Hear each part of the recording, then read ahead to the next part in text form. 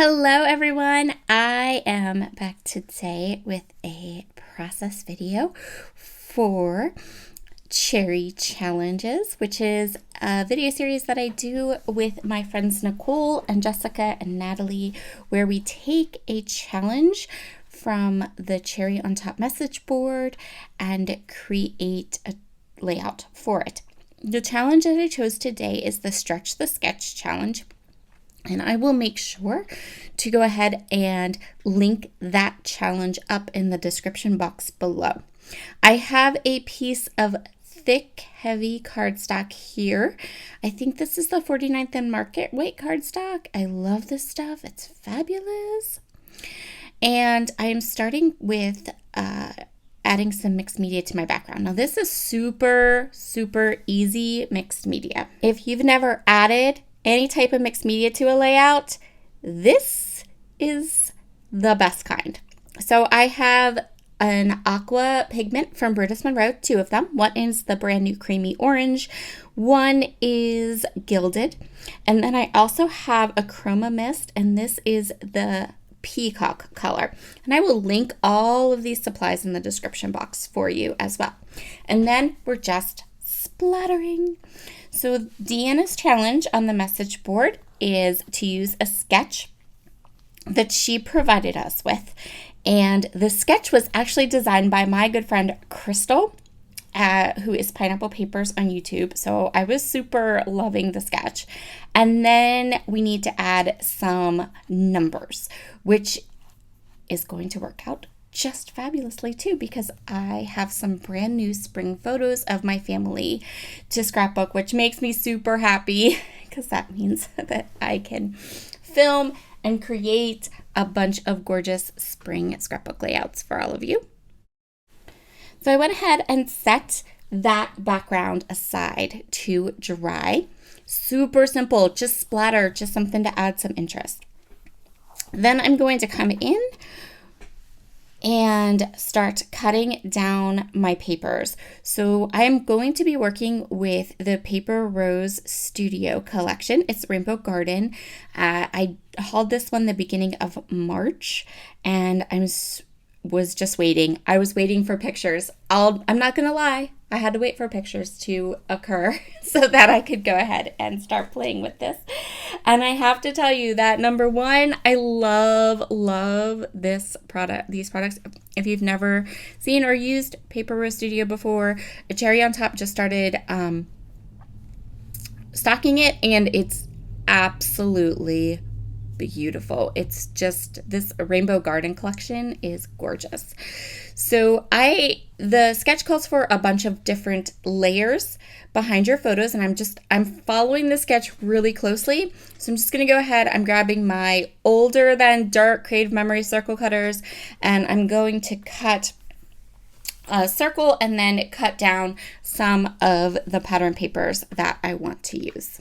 And I'm also going to go ahead and use a lot of the warmer colors in this collection. I'm going to steer clear of the blues and the purples. That is a conscious decision because of my photos.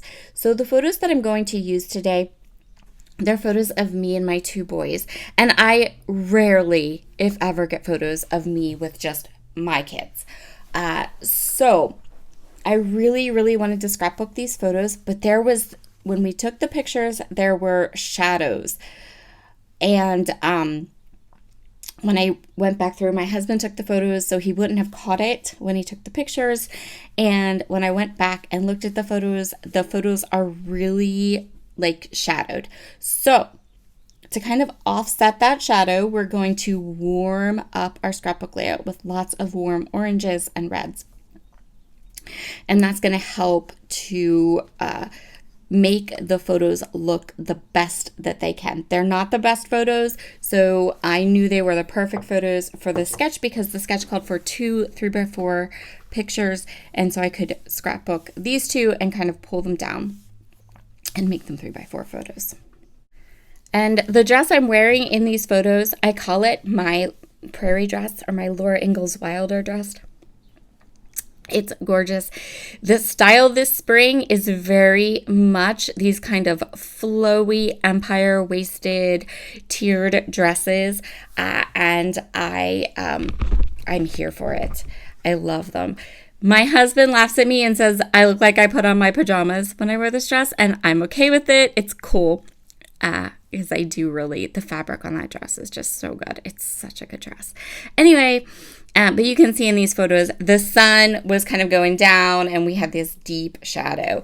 But putting these deep shadowed photos onto these warm colors is going to help so much. Of my recording for this process video, I just lost the part where I glued everything down, basically, and where I glued down the, it's pretty much where I glued everything down, including some, like the sequins and the end, but I caught it early enough that I was then able to come in and shoot a little, like, close-up. So that's good.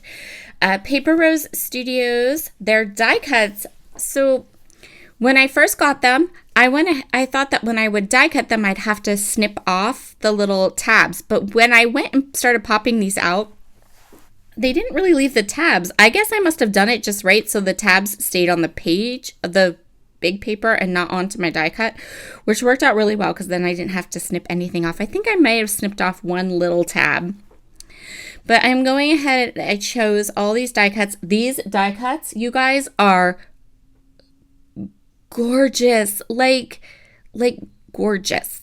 So they have this like spot gloss on them that gives them a little bit of dimension. It looks like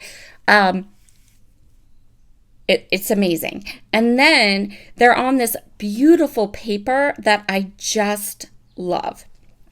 So they're beautiful, and there's so many different die cut packs with each collection.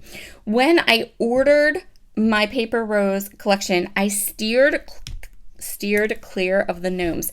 The line is so big and large that you have that ability that you can pick and choose which icons you really want, and you can kind of almost mix and match your own collection, which I thought was amazing because the die cuts are kind of separated.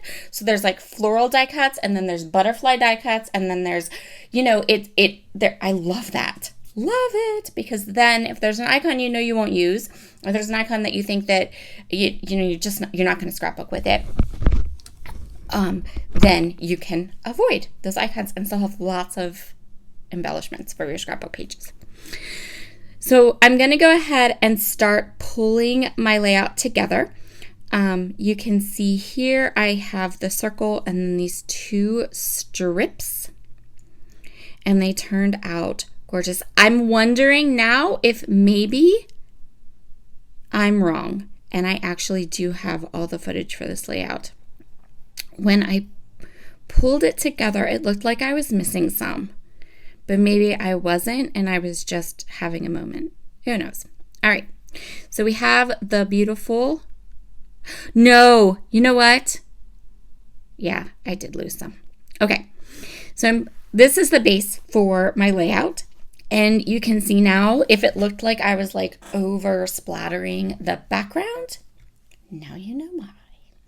So at this point, I decide that I want to map my photos again and that I'm going to add some pops of black to my layout.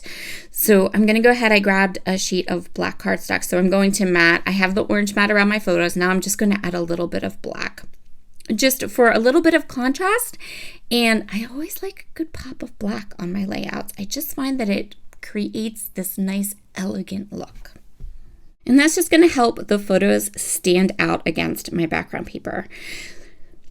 So I'm going to go ahead and place my photos down, and I'm going to go ahead pop up. Man, I'm not so good with the voiceover this morning. Sorry, guys.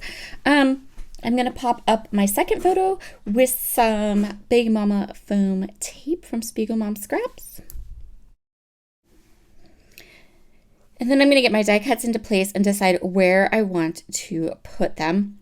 This one I'm going to cut in half. I have no problem cutting die cuts in half if I'm going to tuck them up under photos, because that way I get more use out of my die cuts. I'm going to decide, I left this part in so you can see where the die cuts are going to go, but then I'm going to pull everything off because I want to add some black splatter. And after I add the black splatter, I set the page aside to dry, and that's where I lost the video footage because I forgot to turn my camera on when the black splatter was dry. Yeah. YouTube problems. So I'm going to pull the die cuts off, but you saw where they were, and that's where I'm going to adhere them. And then in addition to that, I'm going to also add some sequins. So I'm going to grab black aqua pigment here, and I'm going to do exactly the same that I did on the background, but I'm going to just add some black splatter to the top right and bottom left part of my layout. And there you go. So in the description box below, you will find a link to all the products that I used on my layout, because I am pretty sure everything I used on my layout is available. And you will also find all the video links to all of to the challenge that I used, and Natalie, Nicole, and Jessica's video links as well.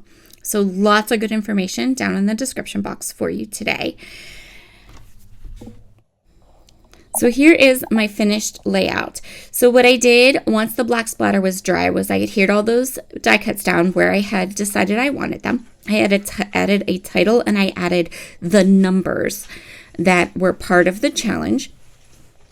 And those alphabet stickers, those puffy alphas I used, are from Ellie Studio. They were part of their new release. I will link them up if they're still available, but they are fabulous. I think I bought like 4 packs of them. My dear friend Susanna showed them to me and was like, "You need these." And I'm like, "You are so right. I totally do." And then I also went ahead and added a splattering of sequins to kind of reinforce that diagonal design. So, with the mixed media, we have the splatters down the center and all the colors, but then we have this diagonal design that I created that includes the black splatter and the sequins. I think this layout turned out gorgeous. I love that I was really able to scrapbook these photos of my boys, and even though they were not the best photos and in that deep shadow, I feel like by adding the warm colors to the layout, I'm showcasing them at their best. Have a wonderful day, everybody, and I will talk to you again soon. Bye.